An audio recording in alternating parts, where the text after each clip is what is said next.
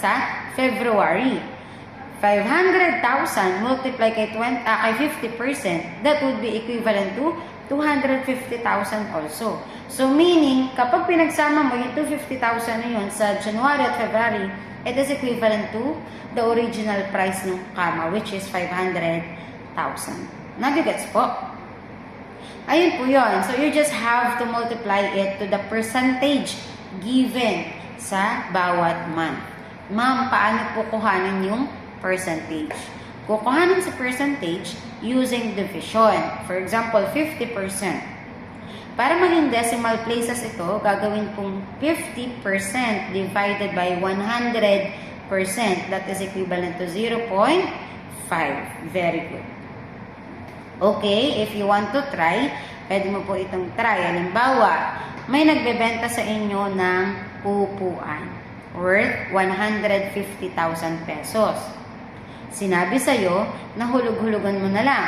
Sa January, 25%, February, 25%, and then sa March, sabi sa iyo, kailangan mo nang mabayaran yung another 50%. Pwede mong itry sa iyong notebook.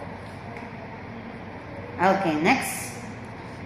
We have the production budget. Sa production budget naman po, nakafocus po ito pagdating sa product na pinoproduce. Meaning, ang magiging label nyo dito is units to produce. Kung kanina kay sales budget at saka po sa ating projected collection budget, magkakaroon po tayo ng peso sign.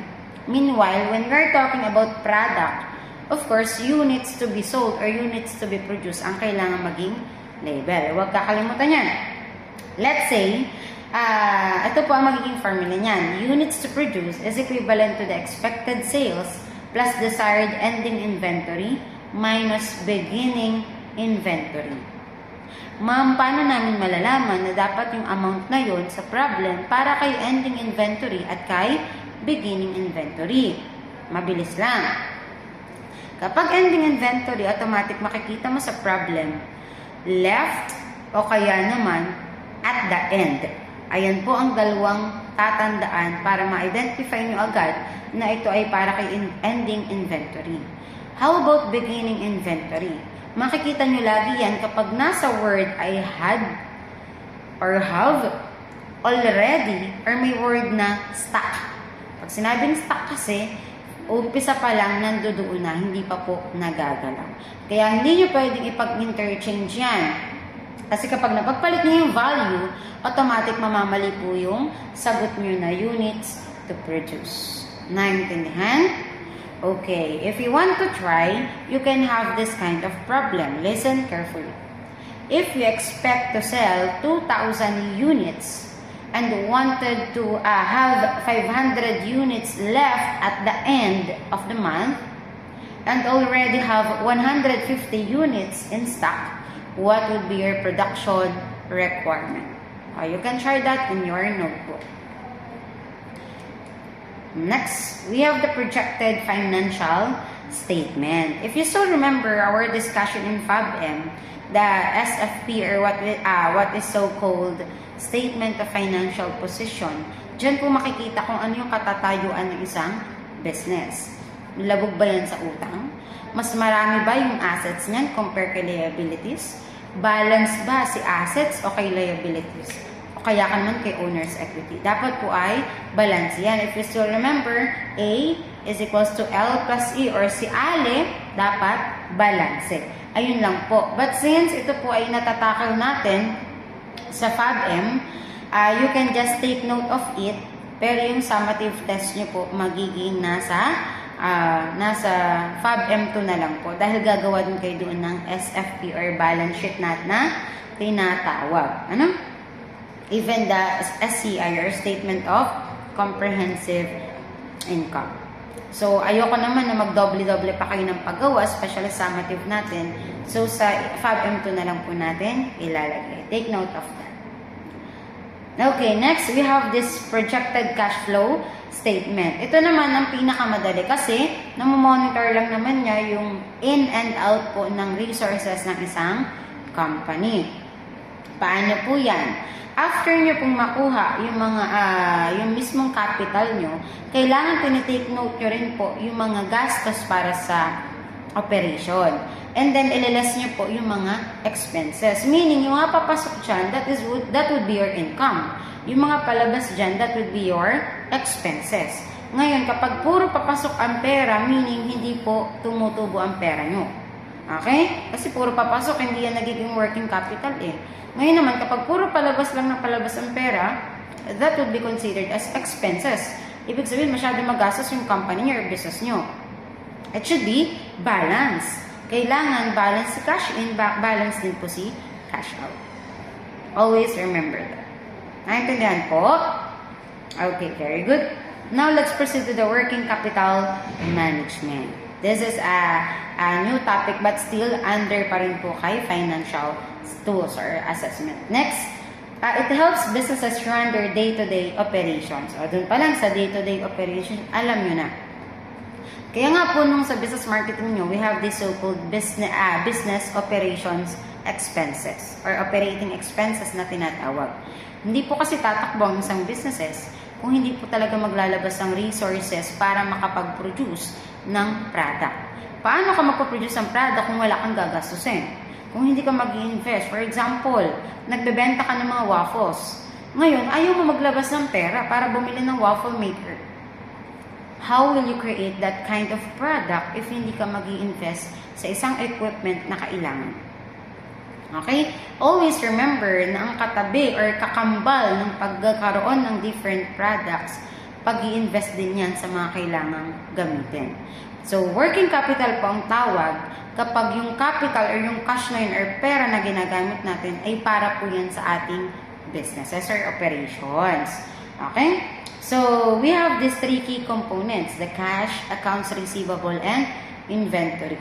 Cash, syempre kailangan ng pera. Accounts receivable, yung mga tinatanggap natin pera from our paid obligations. And of course, don't forget the stocks. Ano po? Okay, we have this kind of formula. Working capital is equals to current assets minus current liabilities. And we have these two kinds of working capital. The first one is the positive, and the second one is negative. Ma'am, kailan nagiging positive? Kailan nagiging negative ang working capital? Nagiging positive ang working capital kapag alam mo na nababayaran mo yung mga short-term obligations mo. Nabibigay nyo. For example, ang business mo ay cake. Ngayon, di ba kalimitan yan, advance in order. Kapag nabibigay mo yon or na-deliver mo on time yung cake or product na ginagawa mo, that would be a positive working capital. Meanwhile, ma'am, paano nagiging negative? Ngayon, puro utang yung iyo pong business. Nagtatrabaho na lang or nag-ooperate na lang yung business mo pambayad sa utang. Nawawalan na ng sense dahil wala nang pumapasok sa mismong business mo. Bakit? Kasi nga, nagtatrabaho ko na lang pambayad ng utang. O parang in reality, minsan, parang tapal system, umuutang ka para makabayad ng utang. So, nasaan dun yung pera mo? Hindi mo nagagamit sa maayos. Though, it is still considered as working capital, but somehow kasi, they are different kung ano yung nagiging purpose or uses. Naintindihan? Huwag malilito dyan, ha? Okay, we have different objectives pagdating kay working capital management. The first one, you have to ensure liquidity. Again, pag sinabing liquidity, these are our long-term obligations. Kailangan mong makabayad on time. Parang sa mga kaibigan mo, nangako ka na babayaran mo yung utang mo sa kanya. So, in order to not to ruin that kind of friendship na meron kayo, huwag mo sisirain ng tiwala. Parang ganun din sa isang business. Ano po, the more na tumatagal ang utang, the more na napapatungan ng napapatungan. As much as possible, ayaw nating gumanon kalaki yung utang. Tama? Okay. Next, you have to maximize profitability. What would be the first goal nga ng isang company to earn profit? Of course, you can create different branches, use your income wisely, use your profit wisely para mas makapagtubo pa ng mas makatubo. Ano po? Kumikilos yung pera para sa business po ninyo. And also, in order to gain money, you have to create a a good product or services. Naintindihan? Okay, next, you have to improve the operational efficiency. Paano po? Siyempre, sabi nga natin, dapat balansa si cash in and si cash out. Yung tinatawag natin cash flows. Okay, next, avoid over. If you are familiar sa mga cashier, ayaw na ayaw po nila yung nag-short sila or no over ang pera. Bakit? Bawal po kasi talaga yon. Sometimes, magbabacktrack po yan dun sa mga items na nadidikitan. Halimbawa, 75 pesos sa mismong nakadikit na items, pero pagdating pala sa cashier, pag pinunch na, nagiging 150 na. So may gap, malaki yung gap sa amount. It means lang na pabayaan or hindi po nabago. Kapag kasi may over na amount na bayad sa kanila, meaning maraming nilabas po or hindi po sumakto dun sa estimated sales na ginawa natin kanina sa sales budget, para dun sa amount na dapat, ayun lang yung makukuha nyo for that day. So, hindi po yun pwede. Dahil kung ganun po ang mangyayari, ibig sabihin, kailangan i-track po lahat ng mga happenings sa isang company dahil may error. At tandaan po yan na. Again, what are the 4 objectives of working capital management? We have to ensure liquidity, maximize profitability, improve operational efficiency, and avoid over. And let's proceed to the importance of working capital management. The first one, avoid cash shortages that can lead to missed payments or disrupted operations, reduce borrowing costs, and interest expenses. As I was saying a while ago, ayaw po ng mga businesses, especially SM, Jollibee, ayaw po nila na may mag-short. Bakit? Ibig sabihin, kapag nag-short kayo sa amount na bayad, may mga nilabas kayong inventory or stocks na hindi po nabayaran. Ang ending nun, pwede kayong malugi. So, sino bang ang gusto sa inyo ay malugi yung kumpanya or business sa pinagtatrabahuan nyo? Or yung tinayo yung business? Wala naman po. Ano kasi ang ultimate goal nga natin lagi is for wealth maximization. Naiintindihan? Okay. Take advantage of supplier discounts by paying early. Kasi sayang yun. Kapag minsan nagiging delay tayo, nawawala po yung possible discounts. Improve overall profitability by minimizing excess stock and unpaid receivables. Build a strong financial position for growth or emergencies. Huwag na huwag kakalimutang magkaroon ng different plans kung iyan man ay malaking business. The more na malaki ang business, tsaka po mas malaki din ang problema na kailangan harapin. Kaya make sure you are always ready. Naintindihan po ba? Naintindihan? Okay, very good. So, for this assignment number 3, you have to accomplish that in a 1 whole sheet of yellow paper. Yes, that is a copy and answer. Ma'am, paano po ang gagawin dyan? For this month, you just have to list January up until December. And then, yung projected units sold, meron po dito sa problem na kailangan nyo lang i-analyze paano siya magkakaroon ng unit sold. And then, yung selling price per unit naman, fixed na yun. Nandito na rin po sa problem. And to get the projected sales, ano pong gagawin? You just have to multiply the projected unit sold kanino? Kay selling price per unit. Okay, kapag may question, wag pong mahiyang magtanong. Yes po, copy and answer sa yellow paper. You can create your own column and different rows. Okay, kung wala na pong tanong, thank you so much for listening.